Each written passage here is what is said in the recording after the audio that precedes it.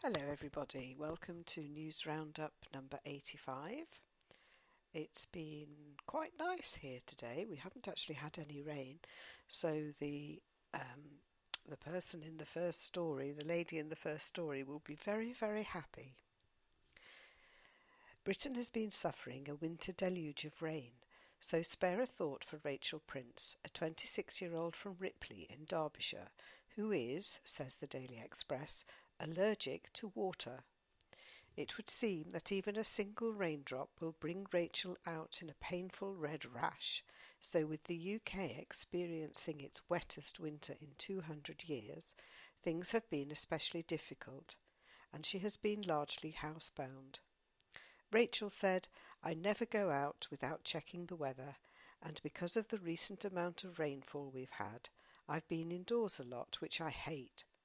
I always go out with a coat that has a big hood on it, as well as an umbrella, just in case it does suddenly rain. I've been staying in a lot lately, which is so boring and depressing as I want to go out, but I just can't. It's not worth the risk." Poor girl, that really is horrible, isn't it? It seems us Brits are watching less telly. Maybe that's because most of it is rubbish, although I must point out that is purely my opinion. The BBC quotes from latest figures by the Broadcasters Audience Research Board, which reveal that the average viewer watched 3 hours, 55 minutes and 30 seconds of TV per day in 2013, 9 minutes per day less than in 2012, when the Olympics boosted viewing. The research also reckons that good weather in 2013 also tempted more people away from TVs. However, it would appear that the TV set is still overwhelmingly popular, with 98.5% watching this way. Only 1.5% view on other screens, such as tablets and PCs. The average TV viewer watched 47 adverts a day, 4 ads per day more than... 4 ads more per day than 5 years ago. Adverts and I don't agree. We don't like them. The Daily Star tells us that parts of a 1985 law will have to be suspended to allow competitors in this summer's Tour de France to have a pee.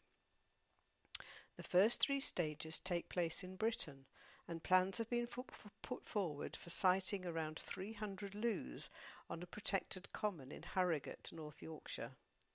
The Harrogate Stray Act 1985 controls use of the land, but temporary accommodation for people working on the tour, space for 130 trucks, grandstands, merchandising kiosks and a helicopter landing area are all needed, together with a large screen for spectators to watch the action, taking up 48 acres in all. The common, known as the Stray, dates back to the 1770s, and among the restrictions is one that limits events on the 200-acre common to around 8.5 acres. Now, Government Minister Eric Pickles will have to make an order suspending parts of the 1985 law. 9-year-old Faith Jackson from Ashley in Cheshire is such an avid reader that she has got through 364 books in just 7 months, reports the Daily Express. She has now been awarded a Certificate of Achievement by Cressida Cowell, author of How to Train Your Dragon.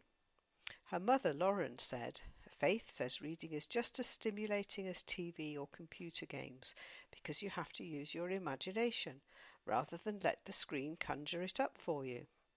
It's a shame that for many children these forms of entertainment have entirely taken the place of reading." Faith added, "I mostly like books with animals or magic or adventures in them." It's been called Pasty Aid. More than 1,000 Cornish pasties have been sent from Cornwall to help feed people fighting floodwaters in Somerset. The BBC says that Cornish woman Sarah Phippen, who now lives on the Somerset levels, rang pasty makers and friends in Cornwall, and the pasties are sent frozen and cooked by neighbours of flood victims. Then Sarah and her friends hand them out. She said, "I'm a mum at home. There's not much I can do out here. I can't sandbag with 4 kids in tow, but I can bake pasties, and my friends are happy to bake pasties. And I'm sure all the people helping them are very happy to eat them as well. That's all for now. Take care, everyone.